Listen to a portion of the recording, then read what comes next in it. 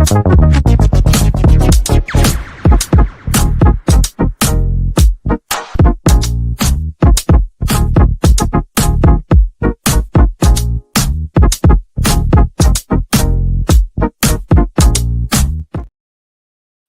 everybody and welcome back to the West Ham Network. You're seeing the breaking news coming in out of the club. I suppose it was the inevitable news that we knew that Lopetegui was going to be leaving the club. And I think the last person to find out who was going to be leaving the club was going to be Lopetegui himself. What an absolute embarrassment the way the club have dealt with this whole situation, if I'm being brutally honest with you.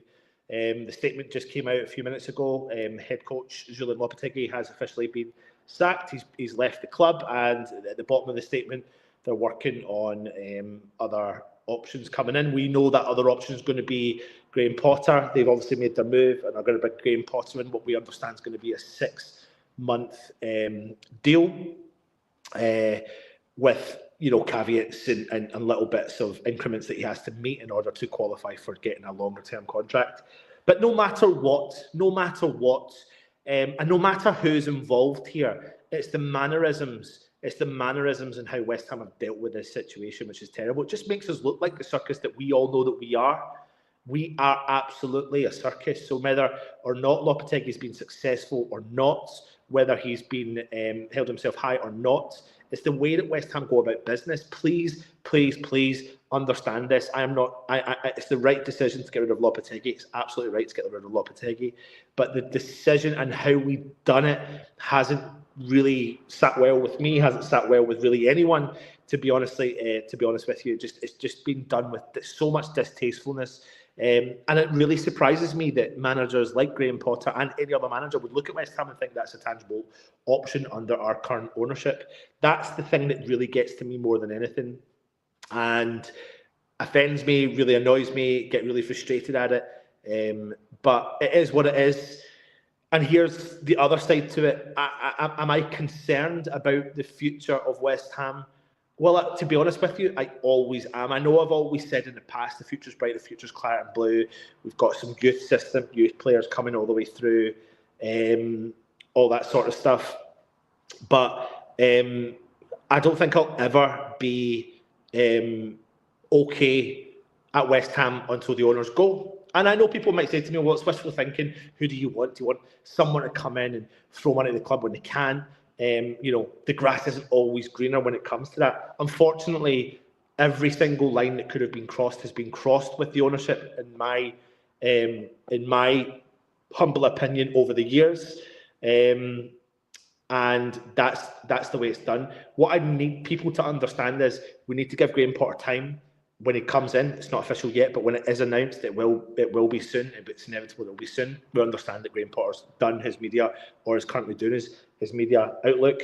But also the expectations, West Ham fans, probably we need to drop our expectations slightly on the basis of the fact that we work with the owners. We work with the owners that West Ham have got. Please, I'm saying that again.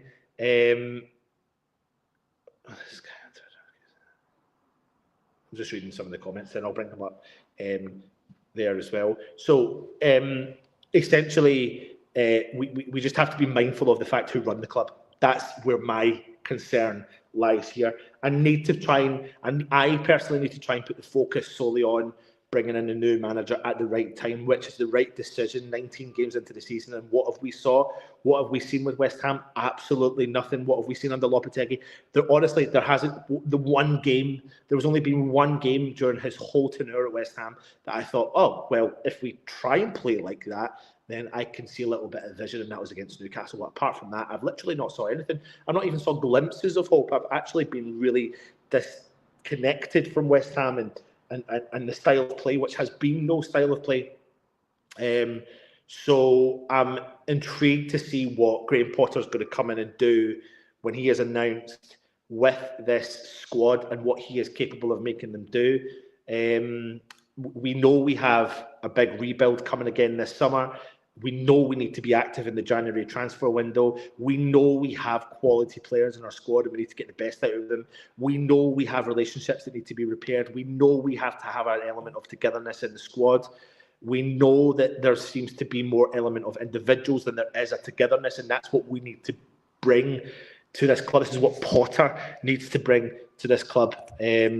So let's see what everyone else is saying in the comment. Damien is saying, I'm not saying anything, I'm just here to watch. Richard Fasson, a good friend, obviously. West Ham Network, discussed it at my football club. And by the way, please, everyone in the chat understand, and I know Richard personally, Richard does not want Lopetegui to be in charge, but Richard does not want West Ham to treat someone the way they have treated Lopetegui, because we, as an outside looking in, look like an awful, distasteful club. Facts. Sullivan is a disgrace, and I don't think, Aaron, you want Lopetegui, but I just think you think the whole situation is a disgrace. Hooray, good riddance, floppy from Ricky. Mark Watson says, I'm shocked, Anton. I was like, anyone's shocked, to be honest. Maybe you're shocked that we've made the move and we're going to bring Potter in. Michael Melly says, an absolute shambles. Martin says, probably inevitable, but badly dealt with by the club. You can say that again. We never do anything properly or professionally. Well, we don't, because we have who we have in charge of the club. That's true. Nice to hear the process to find a new head of coach is now underway. I think everybody in the world of football know the process has been underway for 72 hours. To be honest with you, Ricky, I think the process has been underway for months. It sounds like we've been in conversations with Graham Potter and some people from that team for a long time, probably going far back as the Leicester game, when in actual fact I thought Lopetegui was not going to last and survive after, but he did. I think the caveat is that he should not get sacked in the first 6 months. Well, his first 6 months is going to be this 6 months. It's not who we have treated Lope bad, it's the board who have, and it's not us. But I say that West Ham as a name will get ran through the mud because of the way that we've dealt with it. But the thing is, Sully will go to his little cronies all in the media to try and spin a story. And it's really interesting because Roshane Thomas from Football London had stated a few weeks ago or months ago that once all the information comes out behind the scenes, it's going to be very interesting. So it'll be very interesting if he starts to bring out some of the news of why potentially Lopetegui's gone. What we do know about Lopetegui is that he did take training today. His press conference was cancelled this afternoon, and the official news is out now saying that he is, of course, not going to be the West Ham head coach anymore. 2 up, 2 down. Good to see. It's been a total shit show all round. Let's hope who comes in will get us moving. Yes, absolutely. Jennifer Harris says, took their time, but it's done now. It's what it is. We move on. Agree with you. Wonder if we'll see Moyes and Loppe together at a match. Steve says, glad he's gone, but what absolute shambles our board are. No one deserves to be treated the way our board have treated Lopetegui. Our board needs to sell up. And Steve, the thing is, they ain't going to sell up. They're in it for the money. They're in it for the long term. I do think there's an element of be careful what we wish for, but we need to find the relevant people, the right people, to come in and take a charge of this. But listen, I just need this board out. I can't deal with them anymore. Can't deal with Sullivan. There's too many scenarios over the career and the lifespan of Sullivan in charge of West Ham that have made me cringe, absolutely cringe throughout his whole lifetime. Ricky says, be careful what you wish for. What's going on with this guy on Twitter? I don't know what you're talking about there, Raymond. For once, Sullivan made the right decision for the first time ever in this club. Well, do you know what? Sullivan made the right decision back in 2011, I think it was, when Avram Grant was in charge of West Ham and needed to get rid of him, and he chose to bring in Martin O'Neill. But this is where he fucked up, because he put the message out there too early before Martin O'Neill signed on the dotted line and didn't get him to confirm. Therefore, Martin O'Neill didn't like the way that West Ham went about their business and didn't sign the contract with West Ham. Avram Grant, relegation, the rest is history. Big rebuild this summer, Peter says. Yeah, absolutely. Yes, I am, mate. Not. What's the first time, as far as I'm aware? It must be all those deep-fried Mars bars. See if the players respond to him. It'll be interesting to see that. I don't know what you were talking about. Peter Chelmsford says, whether it is a feeling, a new manager or new players, it's always a circus. The owner out next out the door. The management of West Ham is a mess. Too many cooks spoil the broth. Long overdue, should have happened pre-Christmas. I agree. I thought the Leicester game was inevitable, that he should have been gone after the Leicester game. I do not know how he survived that on the back of such a terrible defeat from Liverpool the week before, but he did. And again, we never really saw reaction. I thought we played okay against Man City, but look what happened. We conceded, and decision-making from the head coach Lopetegui has been mind-boggling. And do you know what? Fair play to Dave from Talking Wolves, who pre-warned me about Lopetegui. And he was right. 19 games in, I just never saw. And I think the difference between sacking someone who looks like they've got a clue, and I'm not being harsh, I don't think, on Lopetegui, but if Lopetegui had given us some form of direction as a club and hadn't been winning games, then we would be more open to keeping him as a head coach, because we've seen some element of vision and determination moving forward, but we didn't see that. We've seen nothing. I even sent a message to Jack to say what a disgrace his dad has been, and he needs to get the club disgraceful behaviour from an owner. I just wish Sully would sell the club. Hi, Anton. Dad's our job podcast. Good to see you, my friend. Hope you're well. Tough run of games coming up to get us some points. Absolutely. Question for you. Would Potter be as good as West Ham as Howe is for Newcastle? Well, Howe was given time. And I think so many people are... Listen, it's everyone's opinion. Everyone's entitled to an opinion. But I'm just saying it as how I see it. I think a lot of people have judged Potter on Chelsea and not necessarily judged them on Brighton. And when people have judged them on Brighton, they think that the Brighton model can make most managers successful. I don't necessarily always agree with that. But so far, we've not seen a kind of bad Brighton appointment based upon their system. So I think Potter could be exciting. And I'll be honest with you, Dad's Our Job podcast, I'm more concerned about our ownership than I am about Potter. Our reputation will be even worse if Potter fails. And I'll tell you why, sorry, I'm going back to that point, is transfer dealings. If Potter wants players, will they get the players? What's going to happen now with Steiden? Is Steiden staying at the club? It looks like he is, but will he? And what's the relationship there with our owners? Yeah, I mean, listen, we could invite him on. It'd be interesting. I doubt he'd come on now. I think he's probably cut his ties with West Ham. About time now we can move on and move up the table. Excited for the future. Touch wood. Has he been holding a shirt or scarf above his head yet? If Potter sticks with the 3-4-3 formation, then the players in the youth team will find the step up easier. It would be better news if Sullivan went with him, 100%. Hope we can get back together as soon as possible. I come back just now. J-Lo's gone, just need something to be positive about. And it's interesting because obviously TalkSport the other day announced that he was gone. They probably took that information coming from the top of West Ham and ran with it, and they were probably right to run with it. It's just the fact that West Ham probably screwed up and nearly lost Potter and had to quickly move based upon Dyche potentially losing his job at Everton. What are my thoughts on Potter? I think I've just said it. His time at Brighton and his time at every club, Swansea City, his time in Sweden, he has shown that he is a dynamic and interesting tactical manager, definitely more progressive, likes to play from the back as a manager. But Chelsea was a poison chalice, in my opinion, and I think no matter who you were and are at that time, and you look at the history of managers they've had in and gone, albeit spent a lot of money, I think that was always going to be a tough job. And I think that's probably why Potter's taken his time to assess all the jobs that are out there. He was offered things like AC Milan last year, and I think he's probably looking at probably more of a project as such. So happy he's gone. Should have been brought in, just went for the cheap option and listened to his mate. That's the other concern. Is there a kind of doing mate favour things here? He can do a better job in my book. Sully should. Potter. Apparently Sullivan is selling up new owners. I don't know what's going on there, Antonio. If you don't think the pressure on Potter is huge, this ownership now has reached a boiling point, and in terms of trust and a massive discontent, new owners have to be a priority next season. I don't know how we do that, Randy. I do not know how we do it. I don't think protests work. I think the only way is bums on seats and stopping the bums on seats at games, but I don't know how you're going to get people to stop going to games. Simple as that. And if Potter comes in, what am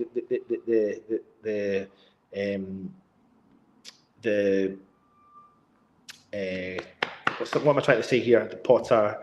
I think West Ham's gap between us and the bottom three is enough, and I think we're going to. I think. Touch wood, we're going to be fine for the season, and if we are fine for the season, Potter's going to have, if he can get a couple of wins under his belt and make that gap, he can try and be a bit more blasé with his approach to the game as well. Potter will finish 14th. Mark Sullivan, even if I was, I would admit it, nice man but terrible manager. I thought Loppe might get the egg and spoon instead of the sacking on Sullivan. Next out the door, sell up and do one. Hit the likes. The way Loppe has been treated, it is on par with pulling the legs off of a spider. I don't think he'll sell unless someone comes in crazy money. Wasn't a fan of Loppy, but the way West Ham have dealt with this is absolutely disgraceful. Don't see someone like that. I completely agree with you. Good afternoon, Hammers from Larry. And I think going back to this comment here, this will not change, Chris. This will not change. This will be West Ham. This is how they will. I can't help but think they will screw up no matter who comes in. I can't help it. I get that vibe. I'm a West Ham fan, born, like, I love it. It's in my blood. And I can't help but think negatively around this ownership, no matter who we get in. I was asked years ago, Unite Emery. Would you take Unite Emery? Why would I take Unite Emery under this current ownership? And I suppose that same theory goes, why would I take Potter under this current ownership? I don't know. I hope I'm proven wrong. I hope I am proven so wrong. Good afternoon, Hammers. I hope Potter's our new Howe. And the difference between Howe under his new ownership is his new ownership. I miss him already. Cheap is never the best choice. Never understand why Sully can waste millions in a shit player but won't pay for a good manager. I hope Potter does well for us. Not harsh at all. Halfway through the season and Lope still has no idea of our best team or formation. Mark says Potter won just 11 games out of 31 at Chelsea. That's worth it getting excited about. I honestly think Poison Chalice. I really do. I'm not saying his win ratio at Brighton was a lot better, and he was under a lot of pressure at the early days of his Brighton job as well, but he's going to take a bit of time. He's coming into a team that's not his team, but he's going to have to get the best. There is a squad there, there are players there, and he's going to have to try and get the best out of these players. Up the table we must go. Potter can do the job, but you have to give him the right players. Job at Chelsea is bigger than ours. Maybe we already have some in the under-23s. He can do a better job that is good enough for me. David Moyes' success at Everton failed at Man United, success at West Ham. Potter's success with Brighton failed at Chelsea. Can he succeed at West Ham? It's likely to touch wood. He will be gone by the season ends. Hammerman 65 no, but at some point it might actually be the fans forcing the issue with Sullivan selling as the trust is long gone now, mate. It's broken. It's been broken for years, mate. It's been broken for years. And I think the only way to really succeed with piling the pressure on is when it's televised and no one's in the stadium. That's the only way really you can do it. But record at Brighton was roughly 140, drew 40, lost 40. How many games before the pissing and moaning starts again? Fresh food, what's going to happen? We all know it is. I'm discussing the way he's been handled, and that's Sullivan. Why allow Lobby to take training knowing you're going to sack him is a way to do the business. Oh, he's there. He's there. I'm here. How do I put you? How do I make that? Hold on. I can't do it on the phone. Wait, I'm a bit to do it. No, it's fine. I'm just going to make it bigger. There you go. There you are. You did it. I can do it my phone. Go for it. Well, it's death of 1,000 cuts, isn't it? Is that the expression? It seems. Yeah, it's a long time coming, as we've said. I think was it 2 or 3 days ago we did the stream, the Talk Sport stream, and yeah, it's never nice when a person loses their job anyway. But you know, I think it's going to cost us about 5 million quid, 5.5 million quid all in. I think it's about 3.5 million for Lopetegui and his staff. Apart from Xavier Villero, he's still here. He's like a cockroach. He still survives. He survived 3 managers now, I think now. So that'd be great. Yeah, let's see what he brings, isn't it? Let's see what he brings to the table now. I think it's going to be really fascinating to see in the next couple of days. Obviously, he'll probably be announced, if not this evening, tomorrow morning, I'd imagine. He's apparently wants to take the first training session tomorrow. And then he can't really do much, really, for the Villa game, to be fair, in terms of imparting what he wants to do. But it had to be done, and I think that makes it'll be the shortest appointment ever in West Ham's history, bar any of the caretakers in terms of Lopetegui. 22 games. Mental. Absolutely mental. Yeah. Let me just address this comment. Makes me wonder, Anton, why you backed Lopey so much. All you ever did was blame other people, siding players, letting them down when it was clear his tactics never understand your loyalty. Russ, I think you can agree that is not what I said. That's not what I said at all. No. If anything, I did not agree with Lopey's style of play. And after 4 games of the season, I was like, what I did say was, surely it's going to change next game. Yeah. And then I said the next week, surely it's going to change the next game. Yeah. And then the Leicester, for me, was the final nail in the coffin. I was like, he cannot survive the Leicester loss, and he did. What I do say is I'm just not one for calling for the manager's head unless it's absolutely right at the right time. I think 5 games ago was right, but it's done now. My concern, though, is I'm always going to have a concern, Russ, under the current leadership of our Oh, he's gone. Is he gone as well? I've gone. One of us have gone. One of us has gone. Him or me, one of us has gone. Can you hear me? Probably you. I'm here. Probably me. Yeah, I can hear you, mate. I can hear you. That's not under the Yeah, I know what you mean, and I think, to be honest, I think, you know.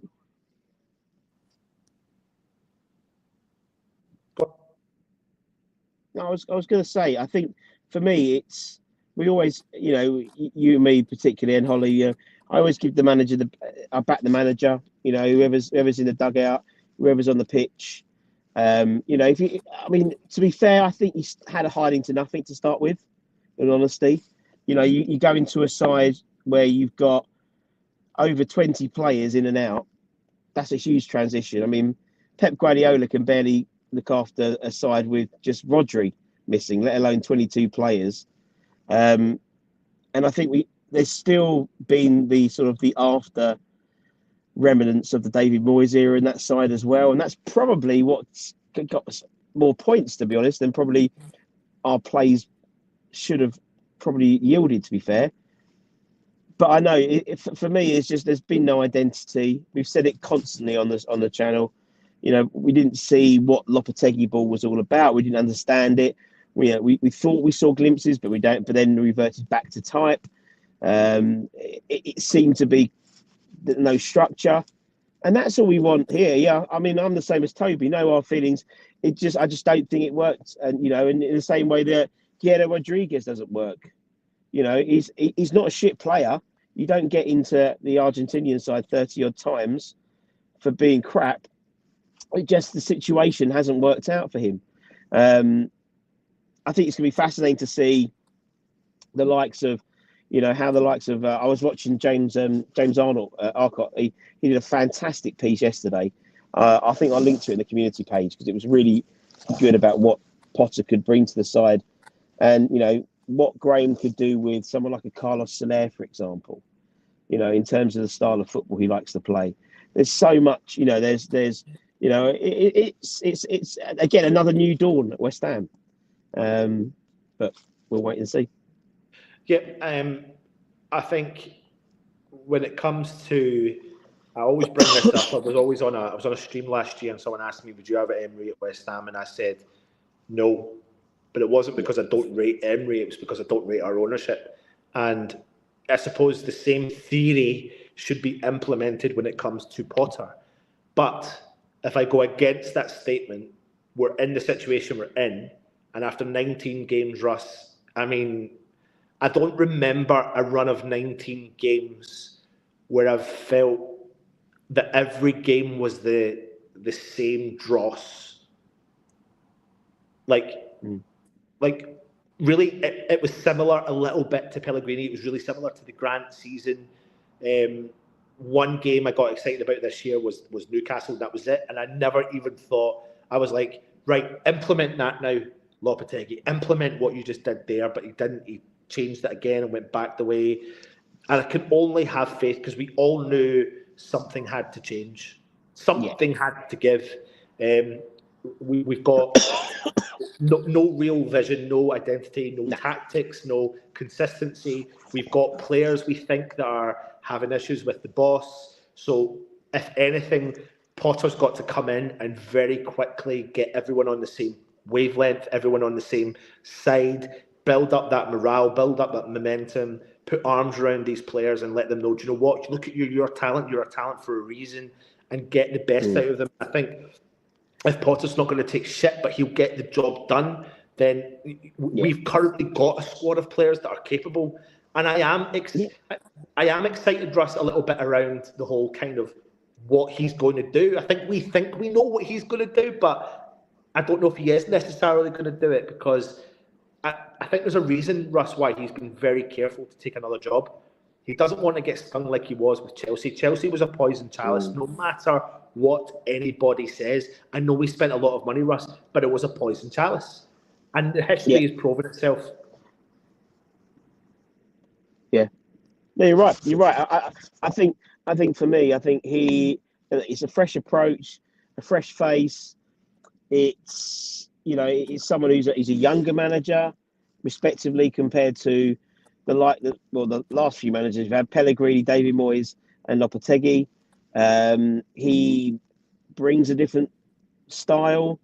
We know his sides do play good football, or are capable of playing good football.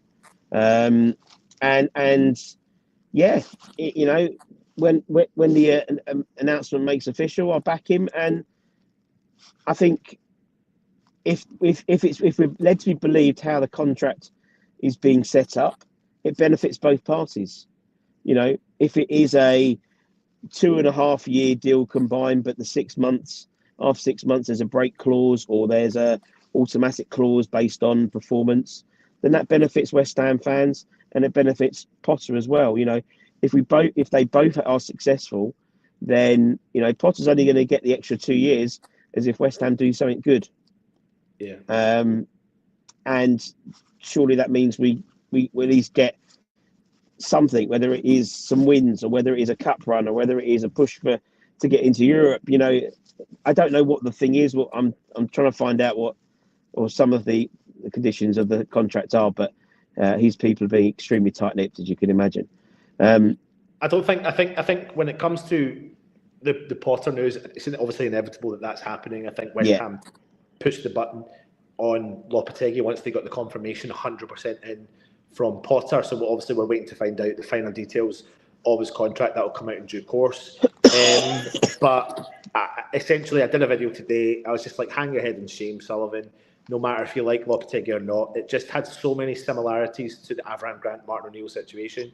And it wouldn't have surprised me. It wouldn't have surprised me if Potter had pulled out, to be honest with you. Maybe. But they've obviously pulled that back from the depths of beyond.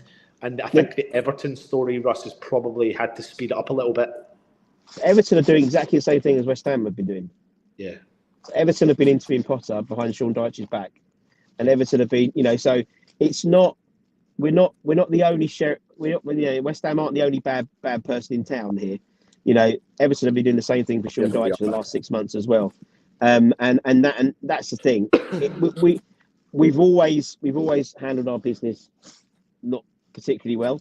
And when you've seen the situation, I think it was on Sky Sports, the panelists on Sky Sports saying, for the first time ever in his history, a guy who's going to get sacked seems to be taking the training, and he's never witnessed that in his lifetime.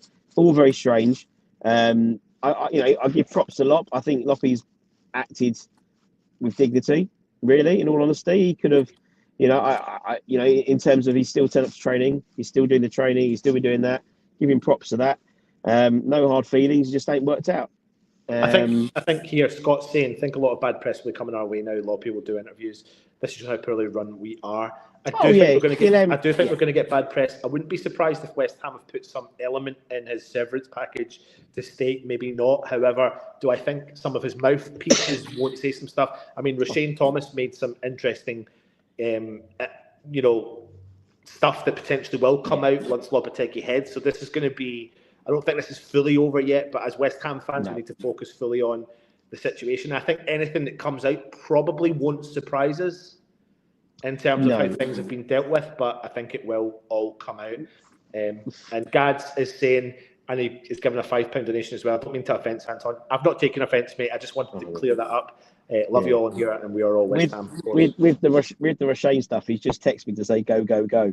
So there's going to be lots of stuff coming out, I think, that's been necessarily embargoed about the situation around Lopetegui. We know there's been issues with him and Todibo. We know there's been issues with him and Kudus, him and Paqueta. And we're led to believe that a number of players have went to Tim to complain about Lopetegui. But again, that's just hearsay. But that I'm sure there's going to be a lot coming up. But at the end of the day, he's got a couple of million in his back pocket. It's not. I mean, listen. As much as we're sitting here and saying, "Hang your head in shame, Sullivan." Potter got a couple of £1 million in his back pocket from Chelsea. So, it's not like I'm not being disrespectful to people's earnings and stuff like that, but, okay, like Lopetegui going on a couple of holidays and I'm sure you'll get over it quickly. But, yeah, It is what it is, isn't it? So It is what it players' egos win out from fresh fielder. Is Potter likely to have an old player he really wants, like Lopetegui and 𝙊𝙀𝙀𝙁𝙁𝙁? Well, I think there's I think what's going to be interesting about Potter, and I was thinking about it the other day actually, when we're looking at how he set up. Obviously, one of the big Achilles heel with a Potter side, particularly for us, particularly when they played Brighton, was Glenn Murray, wasn't it? We've got a better Glenn Murray in our side already with Nicholas Falkland, and so you got to think how he almost resurrected. He's almost knocking on the England door. He was at one point. Glenn Murray was. What he could do with a player a few years younger and I'll be more talented with Falkland as a spearhead. So look, we'll see what happens. Obviously, it hasn't been officially announced that he's going to take the job, although everyone else has said the deal's done. He's apparently at London Stadium now doing all the media stuff. So I imagine there will be an announcement, if not tonight, first thing tomorrow morning. Yeah, for sure. Somebody else says, really want Ferguson now that Potter's coming in. He knows how to get the best out of him. If Potter does well, then Tim is a genius. If he flops, it'll be Sullivan's fault. Well, Tim's already had it out, hasn't he? I think Florian Peltenberg said that he was one of his choices in terms of in the summer Graham Potter coming in. So they've already put it out that it was Tim's idea to bring in Potter. So we know traditionally that Sullivan hasn't warmed towards Graham Potter. You know, in previous times where he's been sort of shortlisted for the job.